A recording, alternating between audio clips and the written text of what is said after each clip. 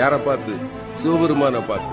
உனக்கும் போக்கிடம் கிடையாது, எனக்கும் போக்கிடம் கிடையாது, இங்கதானே இருக்க போறோம், சாப்பிட்டுக்கிட்டு சொல்லுப்பா. இல்லையா, நான் சொல்லியே ஆகணும்.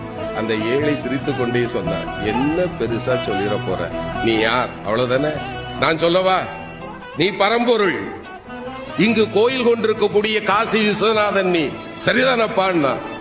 இறைவன் ஆடி போயிட்டான். ஞானிகளாலும் கண்டுகொள்ள முடியாத என்னை மகனே நீ எப்படிப்பா கண்டுகொண்டாயின்னா. அந்த ஏழை சொன்னா, இந்த ஊர்ல யாருமே என்ன மனுஷனா பார்க்க மாட்டாங்க ஐயா, என்ன பார்த்தா 100 அடி தள்ளி போயிடுவாங்க.